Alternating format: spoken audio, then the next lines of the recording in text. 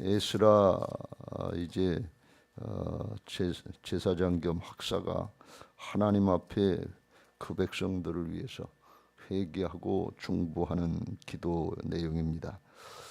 이렇게 이 백성들의 죄를 자기 죄처럼 끌어안고 회개하고 중보하는 기도의 모습은 다니엘서 9장에도 나오고 다음에 느헤미야서 1장에도 나오는 것을 볼 수가 있습니다.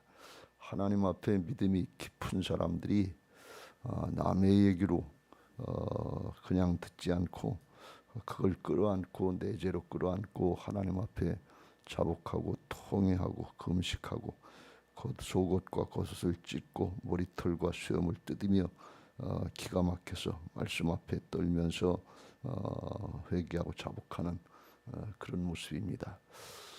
우리들이 보통 그렇잖아요. 자녀들이 죄를 지면 내재로 끌어안고 회개하고 통회하고 무릎 꿇고 중심으로 기도해야 될 줄로 믿습니다.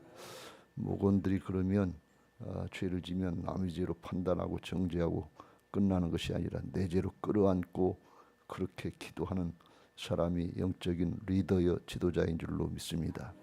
성도들이 그러면 교역자들은 끌어안고 회개하고 통회 자복하고 기도해야 그래야 영적인 리더 자격이 있는 것입니다.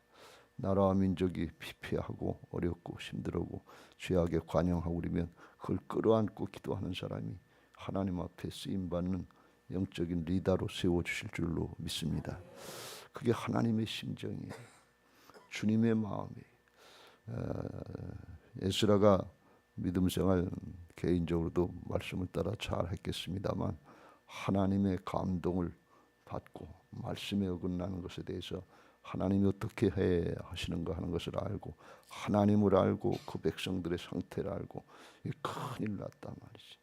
회개하고 중보하고 통에 자복해서 하지 않으면 안 된다는 걸 깨닫고 그렇게 하는 걸 볼 수가 있어요. 왜 그래요?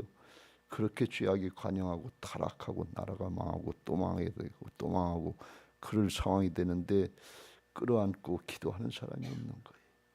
중보하는 사람이 없는 거예요. 가정이 재단이 가정교회가 다 깨져가고 신앙계승이 끊어져 가는데 기도하는 사람이 없는 거예요. 다음 세대들이 끊어져 가고 있는데 기도하는 사람이 없는 거예요. 교회가 망가져 가고 있는데 한국교회가 기도가 없어요. 기도가 점점 줄어들어요. 먹고 마시고 시집가고 장가고 사고 팔고 이건 아주 굉장히 중요한 일 같고 하나님 나라의 대가 끊어져 가는 건 그렇게 기도하는 사람이 없어요. 나라가 망하고 교회가 한국교회가 시들어가는데 그걸 위해서 부르짖어 기도하는 사람이 없다 말이에요.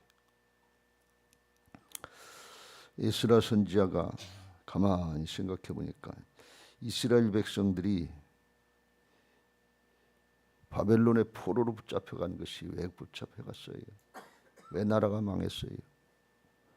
우상숭배, 바알과 아세라 우상숭배를 많이 하고 양다리 걸치고 하나님을 섬긴다고 하면서 우상을 섬기고 영적으로 육적으로 음란하고 하나님의 말씀 순종하는 걸 대수롭지 않게 생각하고 그리고 불순종하고 양다리 걸치고 그런 신앙하니까 하나님께서 그 약속의 말씀대로 신실하신 하나님의 약속대로 그렇게 이제 징벌하신 것입니다. 가나안 땅에 들어서 가나안 사람들하고 통혼하지 말라고 그러는데 여기 11절 12절에 전에 주께서 선지자들을 명령하여 이르시되 너희가 가서 얻으리 하는 땅은 더러운 땅이니 이는 이방 백성들이 더럽고 가증한 일을 행하여 이 끝에서 저 끝까지 그 더러움을 채웠습니다. 그런즉 너희 여자들은 그의 아들들에게 주지 말고 그의 딸들을 너희 아들들을 위하여 데려오지 말며 그들을 위하여 평화와 행복을 영원히 구하지 말라. 그리하면 그렇게 잘 말씀을 따르고 순종하면 너희가 왕성하여 그 땅의 아름다운 것을 먹으며 그 땅을 자손에게 물려주어 영원한 유산으로 물려주게 되리라. 너희 것을 영원히 삼게 하실 것인데 그렇게 안 했어요. 그래서 그 땅에서 쫓아내는 거예요. 아담과 하가 범죄하니까 에덴에서 쫓겨나는 거예요. 우리가 죄를 지면 하나님의 은혜와 평강 가운데서 쫓겨나는 거예요. 그러니까 우리가 염려하고 근심하고 불안하고 두렵잖아요. 똑같은 이치예요. 근데 그렇게 하라고 그랬는데 그렇게 안 해요. 왜 통혼하지 말라고 그랬냐? 통혼하면 그 자체가 문제가 아니라 이방신들이 들어오잖아요. 그래서 우상을 숭배하게 되는 거예요. 그러면 어떻게 되냐? 하나님 사랑이 안 되고 하나님을 떠나는 거예요. 그럼 하나님 없는 백성들이 되는 거지. 그래서 쫓겨나가는 거예요. 솔로몬 왕이 다윗이 그렇게 하나님 성전 건축하기를 사모하고 하나님 사랑하기를 정말 뜨겁게 하고 비록 잘못하고 부족하고 죄를 졌지만 잘못했다고 깨우쳐지면 옳다 일어나서 주님께로 돌이키고 주님께로 돌이키고 주님께로 돌이키는데 이 솔로몬이 왕이 돼가지고서 고난 없이 영광을 차지하니까 뭐가 뭔지를 모르는 거예요. 여러분 고난 없는 영광은 축복이 아닌 것을 잘 깨닫고 십자가로 부활로 연단된 믿음의 사람 되시길 주의 이름으로 축원합니다. 세상으로 가요. 연단되지 않으면 예외 없어요. 세상이 만만치 않아요. 그러니까 우선 이방 여인들 1,000명을 끌어들여 가지고서 다 우상을 들여오고 성전에도 우상을 세우고 성전 근처에다 다 우상 단지들 세우고 그렇고서 하나님이 너 그렇게 하면 죽는다 그러는데 2번씩이나 경고해도 듣질 않는 거예요. 젊었을 땐 자기 마음 가지고 하는 것 같은데 늙으니까 이방 여인들이 솔로몬의 마음을 갖다가 그렇게 했다 그랬어요. 그러니까 하나님을 떠나고 말은 그러니까 나라가 분열되고 나라가 망해서 북쪽 이스라엘 왕국은 아수르에게 망해서 쫓겨나가고 남쪽 유다 왕국은 바벨론에 망해서 쫓겨나가서 70년간 포로 생활하게 된 그 땅에서 쫓겨나가는 게 하나님의 약속이에요. 하나님이 그냥 화가 나셔서 그런 게 아니고 그 말씀대로 하신단 말이지. 그런데 70년은 포로 생활을 하고 그러면 이유가 뭔지 원인이 뭔지 깨달았으면 그 다음엔 고쳐야 될 거 아니에요. 근데 안 고치는 거예요. 그것도 바벨론에 남아있는 수많은 사람들이 그런 것이 아니라 그 죄를 짓고 또 이방 여인들하고 통혼하고 또 이제 우상을 숨기고 가증한 일을 행하고 9장 1절에 그의 딸을 맞이해 아내와 며느리로 삼아 그랬던데 그런데 그 속히게 한데 제사장, 방백, 고관들, 영적 리더들이 이 죄에 더욱 으뜸이 돼 더 앞장서는 거예요. 그러니까 70년 포로 생활 지나고 거룩하게 성별해서 어려워도 힘들어도 고향으로 돌아가서 성전을 재건하고 여호와의 신앙을 돌이켜야 되겠다는 그걸 가지고 돌아온 사람이 1차 포로 기간에 42,000명이 돌아왔는데 와서 성전 그 20년 어렵게 힘들게 하나님의 언어 성전 건축하고 그리고 60년 더 있다 80년이 지난 다음에 그리고 제2차 포로 기간이 에스라를 통해서 났는데 에스라가 와보니까 그 사로잡혔던 자들 포로 귀환했던 자들 하나님 뜻대로 살겠다는 그 사람들이 또 똑같은 짓을 하고 있더라. 에스라가 그 소식을 듣고 망연자실한 거예요. 이걸 어떻게 하면 좋으냐 말이지. 기가 막힌다. 방법이 없는 거예요. 에스라가 하려고 하는 일이 뭐예요? 말씀으로 그 백성들의 믿음을 세우려고 건물 성전은 건축했는데 영적으로 하나님의 전들이 건축이 되지 않는 거예요. 성령의 전이 건축되지 않은 거예요. 그래서 하나님이 주는 감동을 따라서 말씀 결단하고 그걸 감당해야 되겠다고 사람 많지 않지만 1,500명 데리고 와서 그걸 하려고 그러는데 그 기초가 다 무너져 있는 거예요. 알만한 사람들, 해야 될 사람들, 나설 만한 사람들이 거기야 그 짓을 하는데 앞장서고 있더라니. 그러니까 이게 얼마나 기가 막히겠냐. 그래서 자복하고 통해하고 기도하면서 첫마디가 무릎 꿇고 5절에 저녁 때 제서 근심 중에 일어나서 속옷과 겉옷을 찢은 채 무릎을 꿇고 나의 하나님 여호와를 향하여 손을 들고 말하기를 나의 하나님이여 내가 부끄럽고 낯이 뜨거워서 감히 하나님을 향하여 얼굴을 들지 못하. 이걸 어떻게 했으면 좋겠습니까? 이걸 어떻게 했으면 좋겠습니까? 포로 2차 귀환한 그 당대 사람들이 조금 믿음을 지켰는지 모르는, 후대가 그랬는지 어땠는지 모르지만 며느리도 얻고 아내도 얻었다고 그러면 포로 귀환한 당대 사람들도 며느리를 얻은 것 같아요. 아내를 얻었던 사람들은 그 젊은 사람들이 그랬겠지. 이게 어떻게 방법이, 하나님 앞에 면목이 없는 거예요. 하나님이 그렇게 해서 심판하시고 포로 귀환 돌려보내시고 9절에 성전을 건축하게 하시고 다시 한번 기회를 주셨는데, 소생하게 하셨는데 그 기회를 또 까먹어. 기가 막히게. 근데 그게 다른 사람의 죄가 아니라 내 죄입니다. 우리의 죄, 우리의 죄, 우리가 에스라가 이 짧은 구절 가운데 26번을 외치는 걸 볼 수가 있어요. 남의 죄다 당신들 그러면 돼? 그게 뭐 하는 짓이야? 그게 하나님의 사람들이야? 이렇게 판단하고 정죄한 것이 아니라 자기 죄로 끌어안고 회개하고 중보하는 기도를 한 것입니다. 우리에게 오늘 이 심정이 있어야 될 줄로 믿습니다. 남의 죄처럼 보고 판단하고 정죄하는 거 누구든지 할 수 있어요. 근데 이게 죄성이에요. 나중심, 세속적인 거. 이게 죄성이거든요. 하나님의 말씀을 똑바로 알고 하나님을 아는 사람은 하나님의 말씀에 근거해서 우리들이 끌어안고 기도하고 회개하고 중보해야 될 줄로 믿습니다. 그럴 때 가정이 살아나는 역사가 있고 자식들이 살아나는 역사가 있게 될 줄로 믿습니다. 그럴 때 다음 세대가 살아나고 하나님의 역사들이 있게 될 줄로 믿습니다. 그럴 때 목장이 살아나고 교회가 살아나는 역사가 있을 줄로 믿습니다. 뭐에 근거해서? 말씀에 근거해서. 4절 이에 이스라엘의 하나님의 말씀으로 말미암아 떠는 자가, 말씀 앞에 떠는 자다. 하나님이 지금까지 그 말씀대로 그렇게 하셨고 또 하셨고 또 하실 텐데 이걸 어떻게, 이제 또 쫓겨나면 어떻게 되냐는 얘기예요. 진짜 망했잖아요.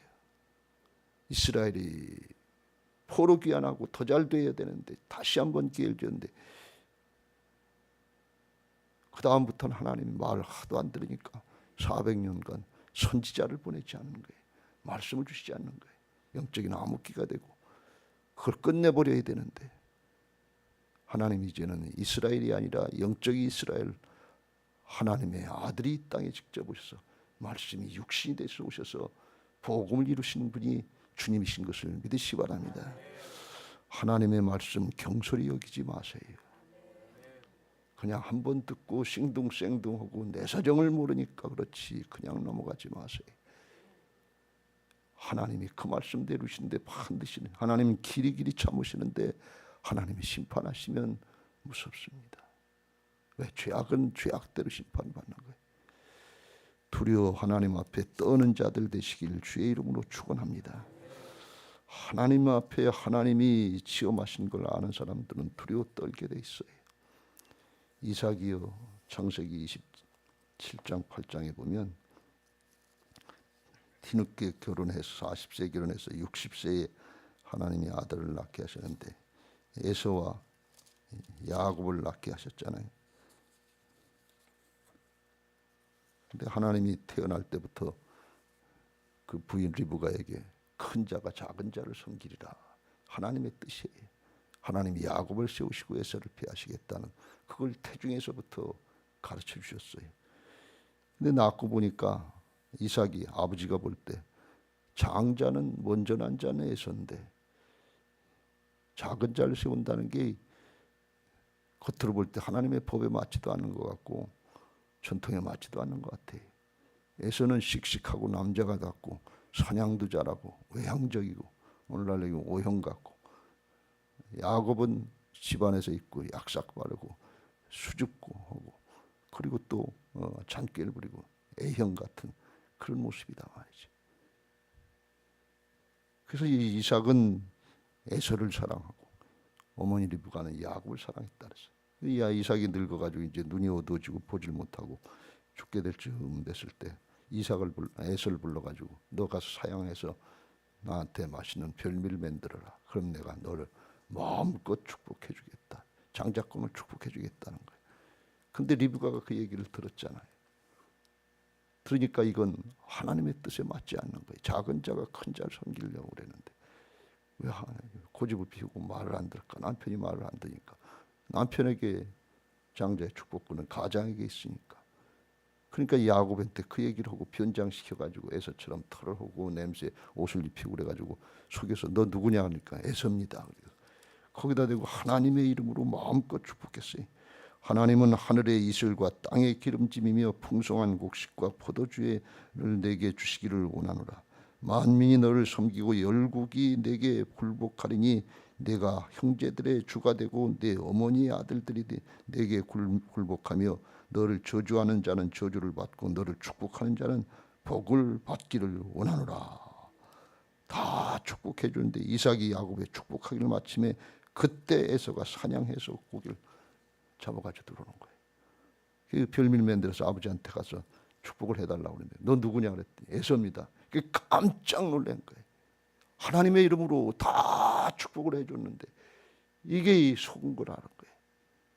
그래서 33절에 이삭이 심히 크게 떨며 이르되 그러면 사냥한 고기를 내게 가져온 자가 누구냐? 네가 오기 전에 네가 먹고 그를 위하여 축복하였은즉 그가 반드시 복을 받을 것이니라. 왜? 하나님의 이름으로 다 해줬으니까. 근데 이게 야곱한테 속아서도 심히 떨었지만 하나님이 말씀하신 대로 그대로 이루는구나. 내가 고집 피우고 사람의 생각으로 판단으로 전통으로 이거 하려고 했는데 그 하나님은 그 말씀대로 그대로 이루시는 분이야. 이게 어떻게 될 건가? 그게 심히 두렵고 떨린 거예요. 여러분 말씀 경솔히 여기지 마세요. 하나님은 그 말씀대로 이루시는 것을 믿으시기 바랍니다. 사람은 아니라도 하나님은 그 말씀을 기억하시고 계신 거예요. 하루가 천년 같고 천년이 하루 같은 하나님의 역사는 옛날 구약에 제가 그랬잖아요. 구약에 적은 소선지자에 있는 그런 말씀 하나 미가서에 있는 그 말씀이 정치돼서 유다 베들레헴아 너는 작은 자가 아니다. 큰 너에게서 하나님 나라를 다스릴 자 대를 이룰 자가 나오겠다. 그 말씀이 그대로 이루어지는 거예요. 누굴 통해서 말씀하셨든지 간에 아이를 통해서 말씀하셨든 집사님을 통해서 말씀하셨든 전도사님을 통해서 말씀하셨든 부목사님을 통해서 말씀하셨든 담임 목사를 통해서 말씀하셨든 하나님의 말씀이다 말이지. 그 말씀이 육신이 돼서 오신 분이고 말씀대로 이루신 분이 십자가 부활의 복음의 역사인 것을 믿으시기 바랍니다. 오늘날 우리는 그걸 어떻게 생각해야 되느냐. 빌립보서 2장에 보면 너희 안에 이 마음을 품으라. 그래서 예수 그리스도가 하늘 보좌를 버리고 죽기까지 순종하시려고 육신을 입고 이 땅에 오셔서 십자가에 죽으셨다. 이름으로 하나님이 지극히 높여 모든 이름에 뛰어난 이름을 주사 하늘에 있는 자들과 땅에 있는 자들과 땅에 있는 모든 무릎을 주님 앞에 꿇고 모든 입으로 예수 그리스도를 주라 시인하여 하나님 아버지께 영광을 돌리게 하셨다. 십자가 부활의 복음을 다 이루셨다. 그리시고 부활하셔서 성령으로 다셔서 우리 안에 있는 이런 상황에서 우리가 어떻게 해야 되느냐. 12절 그러므로 나의 사랑하는 자들아 너희가 나 있을 때뿐 아니라 더욱 지금 나 없을 때도 항상 복종하여 두렵고 떨림으로 너희 구원을 이루라. 하나님이 어떤 분이시냐 하는 거예요. 그 죄를 사람들이 감당하라니 또 죄 짓고 또 죄 짓고 또 나라 망하고 또 나라 망하고 그럴 줄 알면서 또 죄는 이 기가 막힌 현실 앞에 아들을 내주시고 죄값을 대신해 주시고 부활하셔서 죽음으로 끝나는 게 아니다. 하나님 나라가 있다. 영원한 생명이 있다. 다시 성령으로서 내가 이룰 거다. 주님의 이름으로 행하라. 그러면서 하시는 말씀이 두렵고 떨림으로 성화의 과정을 가라는 거예요. 이건 1차 구원이 아니라 믿는 사람들이 어떻게 살아야 되느냐 그런 게 오늘보단 내일이 성화 거룩해져 있고 내일보단 모레가 거룩해지고 주님 앞에 설 땐 최고의 모습으로 착하고 충성된 종들로 주님 앞에 서야 될 거 아닙니까? 점점 처져가지고 교회가 끊어지고 가문이 끊어지고 나라가 망하게 되는 그렇게 해놓고 우리가 주님 앞에 서야 됩니까? 점점 좋아져야지요. 그걸 성화의 과정인 거예요. 성화의 과정 두렵고 떨림으로 너희 구원을 이루는 성화의 과정 어떻게 이루느냐? 13절 너희 안에서 행하시는 이는 하나님이시니 자기의 기쁘신 뜻을 위하여 너희에게 소원을 두고 행하게 하시나니 하나님이 하신다는 말씀. 그때 모든 일을 원망과 시비가 없이 하라. 시클 걸 따지고 판단하고 계산하지 말고 두렵고 떨림으로 하나님이 말씀대로 이루시는 신실하신 하나님의 것을 믿고 그냥 복종해라 그런 얘기예요. 그렇지 않으면 이 세대에 뭘 먹을까 뭘 마실까 뭘 입을까 하고 시집가고 장가고 사고 팔고 그거 현실적인 문제 없는 날 있어요. 그렇지 않은 사람 있습니까? 입시다 취직이다 결혼이다 내 집 마련이다 애들 돌보는 거 끝까지 죽을 때까지 염려 없는 사람 있어요. 다 그거 붙잡고 하나님 앞에 사정이 그러니까 그렇지 형편이 그러니까 그렇지 그리고 핑계대고서 듣질 않는 거예요. 우리의 마음이 지금 에스라 때 제2차 포르기안하고 돌아온 그 백성들이 죄를 짓고 또 우상 숭배하고 또 말씀 순종하지 않고 적당히 세상과 통혼하고 복음화되는 것이 아니라 세속화되는 그런 상황보다 오늘날 상황은 나을까요? 우리의 심령은 나을까요? 여전히 우리도 고집 피우고 있지 않습니까? 강박해서 들은 척만 하고 있지 않습니까? 이사야 선지자를 통해서 말씀하신 것처럼 이 백성들은 마음이 완악하여져서 그 귀는 듣기에 둔하고 눈은 감았으니 이는 눈으로 보고 귀로 듣고 마음으로 깨달아 돌이켜 내게 고침을 받을까 두려움이라. 하나님을 두려워하는 것이 아니라 말씀대로 치료받고 고침받고 쓰임받을까 봐 요즘 청년들은 헌신을 강요한다고 해서 교회를 싫어한다는 거예요. 교회를 떠나는 이유들이 너무 힘든 자기들만 부려먹는 것 같은 그런 마음을 가진다는 거예요. 그러니까 그게 잘못된 게 아니라 그 자신들이 몰라서 이 세대가 어떤지를 모르고 사단에게 속는 마음이 어떤지를 모르고 그런 게 쓰임 받는 게 복이지요. 하늘에 쌓여지는 거지요. 오늘 젊은 세대들이 젊은 교육자들이 그렇게 해서 부교육자를 잘 안 하려고 그러고 전사를 잘 안 하려고 아르바이트하러 가려고 그러고 지금 사역이 제대로 안 돼요. 헌신하고 봉사하고 충성을 다하려고 하는 성교의 모습이 사라져가는 이럴 때 우리가 정신 바짝 차리고 기가 찬 마음으로 하나님 이걸 어떡합니까? 나가 이거 그렇습니다. 구약의 이스라엘 백성들은 그랬다고 그랬죠. 이스라엘 백성들 조상들이 출애굽할 때 우리도 그 씨 속에서 요단강 건너고 총회 건너고 사막 체험하고 똑같이 우리도 조상의 씨 속에서 체험했기 때문에 그게 남의 죄가 아니라 아담이 죄를 지을 때 우리도 그 씨 속에 있어서 그 죄가 내 죄고 그 은혜가 내 은혜인 것입니다. 예수 그리스도 안에 생명의 씨 속에서 주님이 십자가에 달릴 때 나도 주님과 함께 죽었고 주님이 부활하실 때 나도 주님과 함께 살아서 이제 다시는 죽은 자 가운데 산 자 생명의 역사 가운데 죄의 종로로 타지 않게 해 주신 새 사람 된 거 이 복음을 믿고 두렵고 떨리는 마음으로 기도하고 중보해야 될 줄로 믿습니다. 오늘 우리에게 은혜가 있어서 그런 사람 한 사람 있으면 주 예수를 믿으라. 그리하면 너와 내 집이 구원받아 가문이 살아나는 거예요. 생명으로 주님이 이겨놓으셨잖아요. 그러면 목장이 살고 그 한 사람 때문에 교회가 살고 그 사람 때문에 나라와 민족이 살고 에스라 한 사람 그 한 사람을 하나님이 찾으시는 거예요. 언제든지 그 한 사람이 하나님의 나라의 생명 역사는 다 수가 아니에요. 그렇게 하는 사람들이 많지 않아요. 그 한 사람이 있으면 하나님이 사람을 붙여주시고 하나님의 역사를 이루시는데 그 역사에 있는 그 자리에서 하나님이 찾으시는 그 한 사람 신령과 진정으로 예배하는 자들을 하나님이 찾으시느니라. 찾고 계신다 말이에요. 이 사람인가 저 사람인가 오늘인가 내일인가 하나님의 심정을 붙잡고 에스라가 기도했던 것처럼 주님의 심정을 말씀으로 붙잡고 말씀이 하나님의 뜻 아니에요. 말씀이 하나님 아니에요. 다른 게 문제가 아니에요. 말씀에 떠는 자 말씀 붙잡고 그대로 하려고 하는 자들 사람들 통해서 하나님 붙잡고 가문을 살리고 목장을 살리고 다음 세대를 살리고 교회를 살리고 나라와 민족을 살리고 하나님 나라를 확장하는 역사에 생육하고 번성해서 충만해서 다스리는 역사에 쓰임받게 하실 줄로 믿습니다. 우리 모두에게 이 은혜가 있게 되시기를 예수님의 이름으로 축원합니다. 제 말씀 붙잡고